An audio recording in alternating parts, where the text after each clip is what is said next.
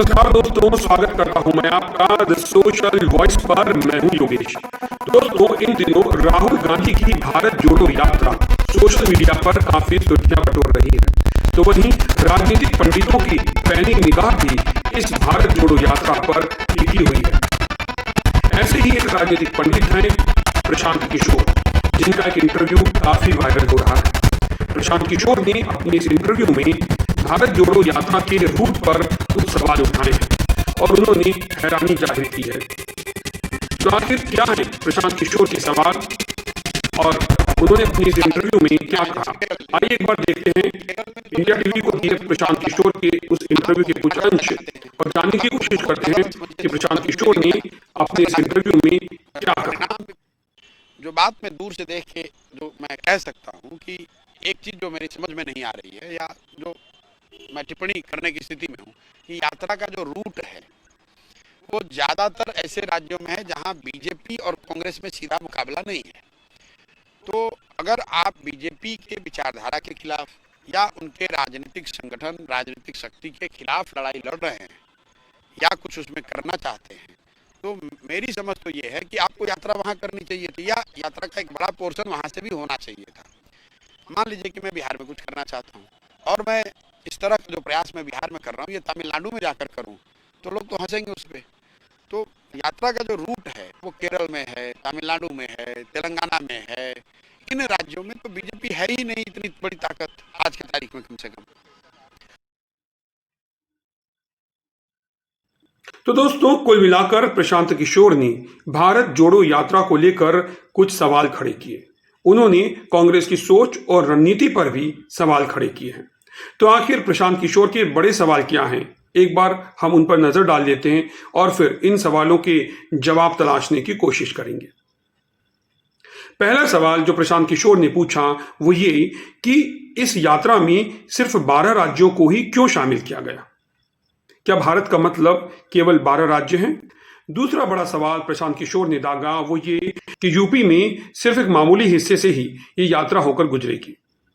आखिर यूपी को इग्नोर क्यों किया गया? इसके बाद प्रशांत किशोर ने जो तीसरा बड़ा सवाल उठाया वो ये कि बिहार, बंगाल और झारखंड जैसे राज्यों को इसमें कवर नहीं किया जा रहा है, जबकि लोकसभा की काफी ज्यादा सीटें इन्हीं राज्यों से आती हैं। तीसरी बात जो उन्होंने अपने इस इंटरव्यू में कही कि गुजरात जैसे अहम राज्य को भी इस यात्रा में इग्नोर कर दिया गया, जबकि वहां तो इसी साल के अंत में चुनाव होने हैं। साथ ही गुजरात से लोकसभा की 26 सीटें आती हैं। प्रशांत किशोर ने बिहार, बंगाल और झारखंड जैसे राज्यों से भी इस यात्रा के न गुजरने को लेकर सवाल उठाया।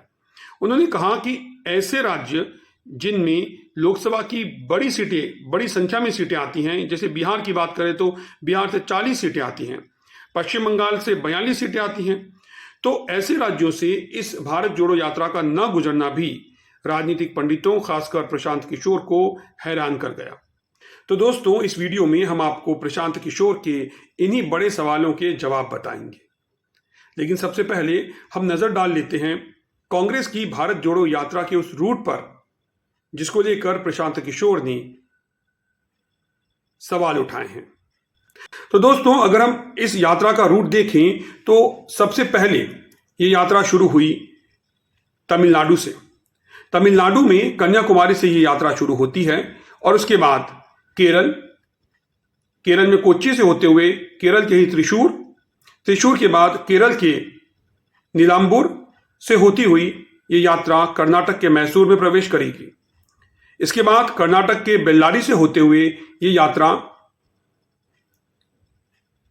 आंध्र प्रदेश में प्रवेश करेगी। आंध्र प्रदेश के एलुरु में ये यात्रा प्रवेश करेगी। उसके बाद कर्नाटक के रायचूर में ये यात्रा प्रवेश करेगी, जहां से ये यात्रा तेलंगाना होते हुए तेलंगाना में विकाराबाद से महाराष्ट्र की तरफ प्रस्थान करेगी। महाराष्ट्र के नांदेड़ होते हुए ये यात्रा मध्य प्रदेश में प्रवेश करेगी। मध्य प्रदेश के इंदौर, उसके बाद उज्जैन क्षेत्र को कवर करते हुए ये यात्रा राजस्थान में प्रवेश करेगी।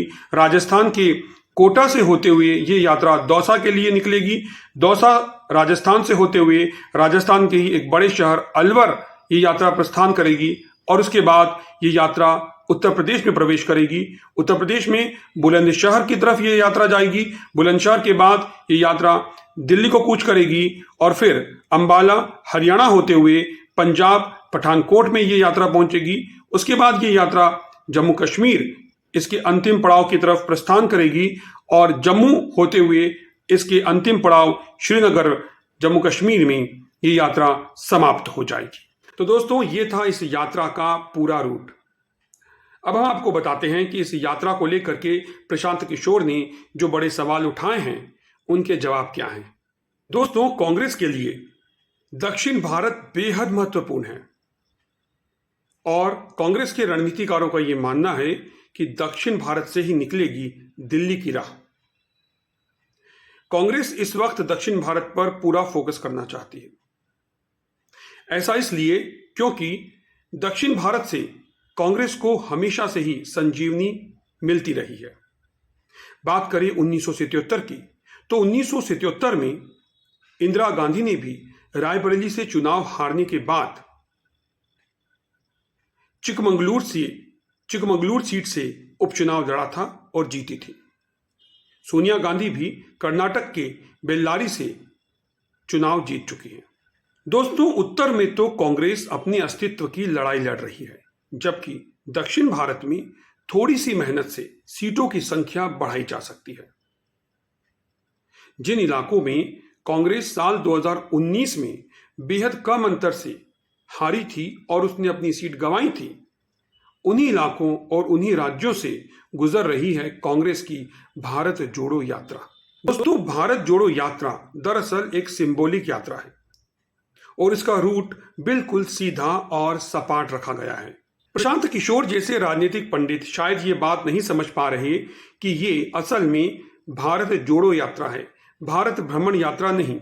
क्योंकि यदि ये भारत भ्रमण यात्रा होती तब तो इसका गुजरात और गुजरात के बाद पश्चिम बंगाल और वहां से होते हुए बिहार, झारखंड से दिल्ली और फिर श्रीनगर तक का सफर करना उचित ठहराया जा सकता था।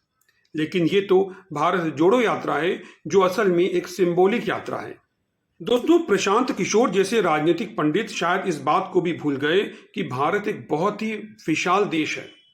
अगर इस देश में दक्षिण से कोई यात्रा शुरू होती है और वो उत्तर में उसे पहुंचना है और उस यात्रा को दक्षिण से पहले पश्चिम की तरफ ले जाया जाए यानी गुजरात, और उसके बाद उसे पश्चिम बंगाल ले जाया जाए यानी पूरब, और पूरब से उसे फिर झारखंड और बिहार जैसे राज्यों से ले जाते हुए दिल्ली लाया जाए और दिल्ली से होकर उसे जम्मू कश्मीर और फिर श्रीनगर तक उसका समापन किया जाए, तो ऐसी स्थिति में ये जो रूट है ये बहुत लंबा हो जाएगा और इसमें बहुत ज्यादा समय लगेगा इस पदयात्रा की दूरी को तय करने में। दोस्तों, राजनीतिक पंडित शायद सोशल मीडिया के इस दौर को भी भूल गए हैं, क्योंकि सोशल मीडिया के इस दौर में किसी भी यात्रा या कार्यक्रम का असर सभी जगह होता है, क्योंकि उसे सभी जगह देखा जाता है, उसके बारे में सभी जगह चर्चा होती है, अखबारों में उसकी चर्चा होती है, सोशल मीडिया पर वीडियो वायरल होते हैं, मीडिया में उस पर डिबेट्स होती हैं।